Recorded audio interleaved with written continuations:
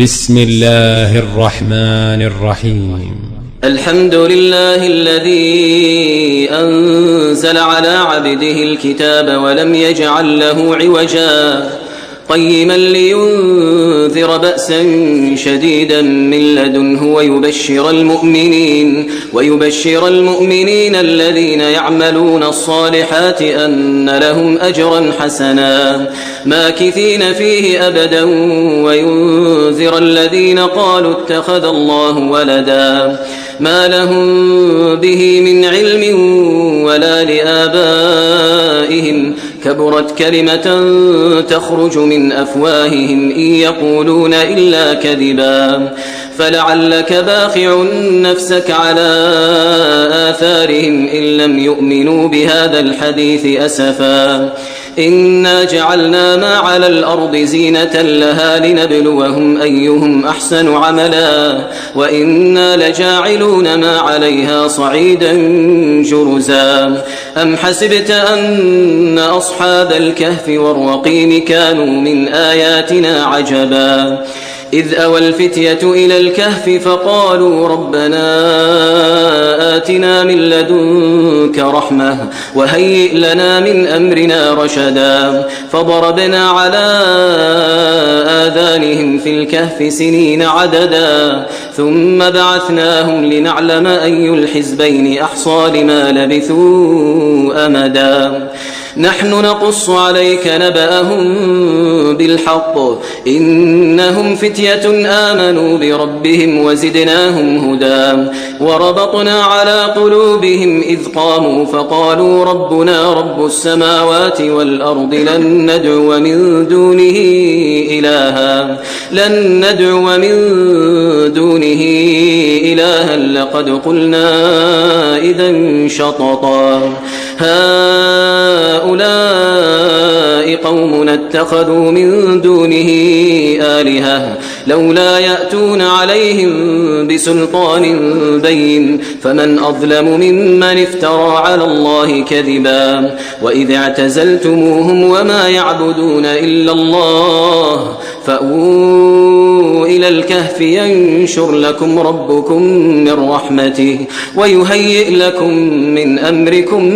مرفقا وترى الشمس إذا طلعت تزاور عن كهفهم ذات اليمين وإذا غربت تقرضهم ذات الشمال وهم في فجوة منه ذلك من آيات الله من يهد الله فهو المهتد ومن يضلل فلن تجد له وليا مرشدا وتحسبهم أيقاظا وهم رقود ونقلبهم ذات اليمين وذات الشمال وكلبهم باسط ذراعيه بالوصيد لو اطلعت عليهم لوليت منهم فرارا ولملئت منهم رعبا وكذلك بعثناهم ليتساءلوا بينهم قال قائل منهم كم لبثتم قالوا لبثنا يوما أو بعض يوم قالوا ربكم أعلم بما لبثتم فابعثوا أحدكم بورقكم هذه إلى المدينة فلينظر أيها أزكى طعاما فليأتكم برزق منه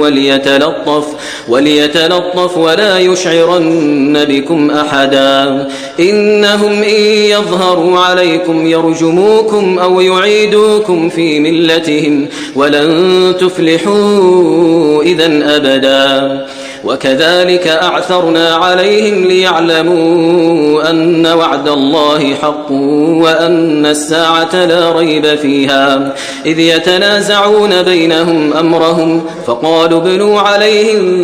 بنيانا ربهم أعلم بهم قال الذين غلبوا على أمرهم لنتخذن عليهم مسجدا سيقولون ثلاثة رابعهم كلبهم ويقولون خمسة سادسهم كلبهم رجما بالغيب ويقولون سبعة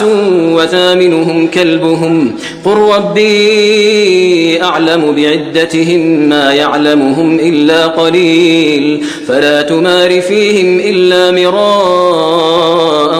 ظاهرا ولا تستفت فيهم منهم أحدا ولا تقولن لشيء إني فاعل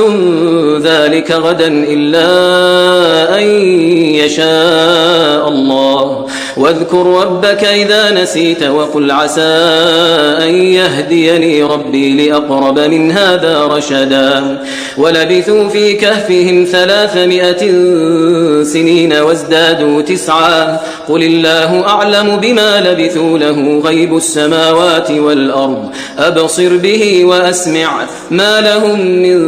دونه من ولي ولا يشرك في حكمه أحدا واتل ما أوحي إليك من كتاب ربك لا مبدل لكلماته ولن تجد من دونه ملتحدا واصبر نفسك مع الذين يدعون ربهم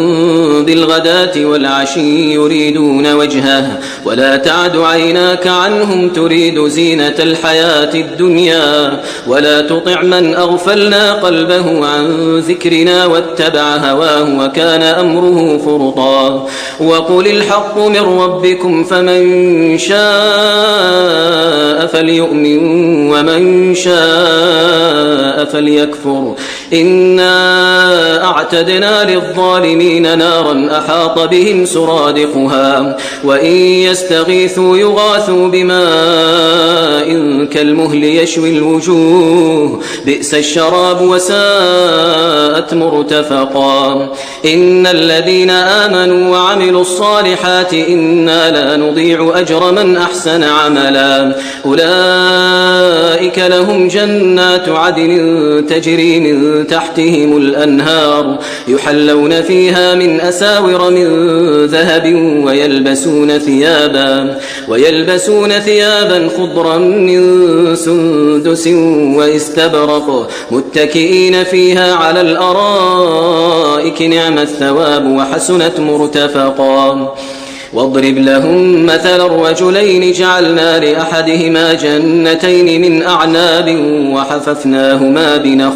وحففناهما بنخل وجعلنا بينهما زرعا كلتا الجنتين آتت أكلها ولم تظلم منه شيئا وفجرنا خلالهما نهرا وكان له ثمر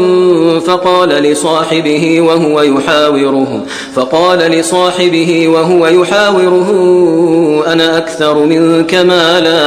أنا أكثر منك مالا وأعز نفرا ودخل جنته وهو ظالم لنفسه قال ما أظن أن تبيد هذه أبدا وما أظن الساعة قائمة ولئن رددت إلى ربي لأجدن خيرا منها منقلبا قال له صاحبه وهو يحاوره أكفرت بالذي خلقك من تراب ثم من نطفة ثم سواك رجلا لكن هو الله ربي ولا أشرك بربي أحدا ولولا إذ دخلت جنتك قلت ما شاء الله لا قوة إلا بالله إن ترني أنا أقل منك مالا وولدا فعسى ربي أن يؤتيني خيرا من جنتك ويرسل عليها حسبانا من السماء فتصبح صعيدا زلقا أو يصبح ماؤها غورا فلن تستطيع له طلبا وأحيط بثمره فأصبح يقلب كفيه على ما أنفق فيها وهي خاوية على عروشها ويقول يا ليتني لم أشرك بربي أحدا ولم تكن له فئة ينصرونه من دون الله وما كان منتصرا هنالك الولاية لله الحق هو خير ثوابا وخير عقبا واضرب لهم مثل الحياة الدنيا كماء إن أنزلناه من السماء فاختلط به نبات الأرض فأصبح هشيما تذروه الرياح وكان الله على كل شيء مقتدرا. المال والبنون زينة الحياة الدنيا والباقيات الصالحات خير عند ربك ثوابا وخير أملا. ويوم نسير الجبال وترى الأرض بارزة وحشرناهم فلم نغادر منهم أحدا وعرضوا على ربك صفا لقد جئتمونا كما خلقناكم أول مرة بل زعمتم أن لن نجعل لكم موعدا. ووضع الكتاب فترى المجرمين مشفقين مما فيه ويقولون يا ويلتنا ما لهذا الكتاب لا يغادر صغيرة ولا كبيرة إلا أحصاها ووجدوا ما عملوا حاضرا ولا يظلم ربك أحدا. وإذ قلنا للملائكة اسجدوا لآدم فسجدوا إلا إبليس كان من الجن ففسق عن أمر ربه أفتتخذونه وذريته أولياء من دوني وهم لكم عدو بئس للظالمين بدلا. ما أشهدتهم خلق السماوات والأرض ولا خلق أنفسهم وما كنت متخذ المضلين عبدا. ويوم يقول نادوا شركائي الذين زعمتم فدعوهم فلم يستجيبوا لهم وجعلنا بينهم موبقا. ورأى المجرمون النار فظنوا أنهم مواقعوها ولم يجدوا عنها مصرفا. ولقد صرفنا في هذا القرآن للناس من كل مثل وكان الإنسان أكثر شيء جدلا. وما منع الناس أن يؤمنوا إذ جاءهم الهدى ويستغفروا ربهم إلا أن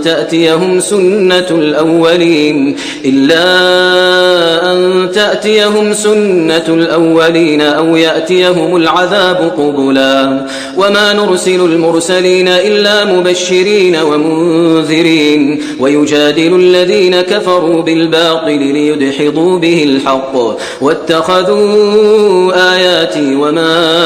أنذروا هزوا. ومن أظلم ممن ذكر بآيات ربه فأعرض عنها ونسي ما قدمت يداه إنا جعلنا على قلوبهم أكنة أن يفقهوه وفي آذانهم وقرا وإن تدعوهم إلى الهدى فلن يهتدوا إذن أبدا. وربك الغفور ذو الرحمة لو يؤاخذهم بما كسبوا لعجل لهم العذاب بل لهم موعد لن يجدوا من دونه موئلا. وتلك القرى أهلكناهم لما ظلموا وجعلنا لمهلكهم موعدا. وإذ قال موسى لفتاه لا أبرح حتى أبلغ مجمع البحرين أو أمضي حقبا فلما بلغا مجمع بينهما نسيا حوتهما فاتخذ سبيله في البحر سربا. فلما جاوزا قال لفتاه آتنا غداءنا لقد لقينا من سفرنا هذا نصبا. قال أرأيت إذ أوينا إلى الصخرة فإني نسيت الحوت وما أنسانيه إلا الشيطان أن أذكره واتخذ سبيله في البحر عجبا. قال ذلك ما كنا نبغي فارتدا على آثارهما قصصا. فوجدا عبدا من عبادنا آتيناه رحمة من عندنا وعلمناه من لدنا علما. قال له موسى هل أتبعك على أن تعلمني مما علمت رشدا قال إنك لن تستطيع معي صبرا وكيف تصبر على ما لم تحط به خبرا قال ستجدني إن شاء الله صابرا ولا أعصي لك أمرا قال فإن اتبعتني فلا تسألني عن شيء حتى أحدث لك منه ذكرا فانطلقا حتى إذا ركبا في السفينة خرقها قال أخرقتها لتغرق أهلها لقد جئت شيئا إمرا قال ألم أقل إنك لن تستطيع معي صبرا قال لا تؤاخذني بما نسيت ولا ترهقني من أمري عسرا فانطلقا حتى إذا لقيا غلاما فقتله قال قتلت نفسا زكية بغير نفس لقد جئت شيئا نكرا قال ألم أقل لك إنك لن تستطيع معي صبرا قال إن سألتك عن شيء بعدها فلا تصاحبني قد بلغت من لدني عذرا فانطلقا حتى إذا أتيا أهل قرية استطعما أهلها فأبوا أن يضيفوهما فوجدا فيها جدارا يريد أن ينقض فأقامه قال لو شئت لاتخذت عليه أجرا قال هذا فراق بيني وبينك سأنبئك بتأويل ما لم تستطع عليه صبرا أما السفينة فكانت لمساكين يعملون في البحر فأردت أن أعيبها وكان وراءهم ملك يأخذ كل سفينة غصبا وأما الغلام فكان أبواه مؤمنين فخشينا أن يرهقهما طغيانا وكفرا فأردنا أن يبدلهما ربهما خيرا منه زكاة وأقرب رحما وأما الجدار فكان لغلامين يتيمين في المدينة وكان تحته كنز لهما وكان أبوهما صالحا فأراد ربك أن يبلغا أشدهما ويستخرجا كنزهما رحمة من ربك وما فعلته عن أمري ذلك تأويل ما لم تسطع عليه صبرا ويسألونك عن ذي القرنين قل سأتلو عليكم منه ذكرا إنا مكنا له في الأرض وآتيناه من كل شيء سببا فأتبع سببا حتى إذا بلغ مغرب الشمس وجدها تغرب في عين حمئة ووجد عندها قوما قلنا يا ذا القرنين إما أن تعذب وإما أن تتخذ فيهم حسنا قال أما من ظلم فسوف نعذبه ثم يرد إلى ربه فيعذبه عذابا نكرا وأما من آمن وعمل صالحا فله جزاء الحسنى وسنقول له من أمرنا يسرا ثم أتبع سببا حتى إذا بلغ مطلع الشمس وجدها تطلع على قوم لم نجعل لهم من دونها سترا كذلك وقد أحطنا بما لديه خبرا ثم أتبع سببا حتى إذا بلغ بين السدين وجد من دونهما قوما لا يكادون يفقهون قولا قالوا يا ذا القرنين إن يأجوج ومأجوج مفسدون في الأرض فهل نجعل لك خرجا على أن تجعل بيننا وبينهم سدا قال ما مكني فيه ربي خير فأعينوني بقوة أجعل بينكم وبينهم ردما آتوني زبر الحديد حتى إذا ساوى بين الصدفين قال انفخوا حتى حتى إذا جعله نارا قال آتوني أفرغ عليه قطرا فما استطاعوا أن يظهروه وما استطاعوا له نقبا قال هذا رحمة من ربي فإذا جاء وعد ربي جعله دكاء وكان وعد ربي حقا وتركنا بعضهم يومئذ يموج في بعض ونفخ في الصور فجمعناهم جمعا وعرضنا جهنم يومئذ للكافرين عرضا الذين كانت أعينهم في غطاء عن ذكري وكانوا لا يستطيعون سمعا أفحسب الذين كفروا أن يتخذوا عبادي من دوني أولياء إنا أعتدنا جهنم للكافرين نزلا قل هل ننبئكم بالأخسرين أعمالا الذين ضل سعيهم في الحياة الدنيا وهم يحسبون أنهم يحسنون صنعا أولئك الذين كفروا بآيات ربهم ولقائه فحبطت أعمالهم فلا نقيم لهم يوم القيامة وزنا ذلك جزاؤهم جهنم بما كفروا واتخذوا آياتي ورسلي هزوا إن الذين آمنوا وعملوا الصالحات كانت لهم جنات الفردوس نزلا خالدين فيها لا يبغون عنها حولا قل لو كان البحر مدادا لكلمات ربي لنفد البحر قبل أن تنفد كلمات ربي ولو جئنا بمثله مددا قل إنما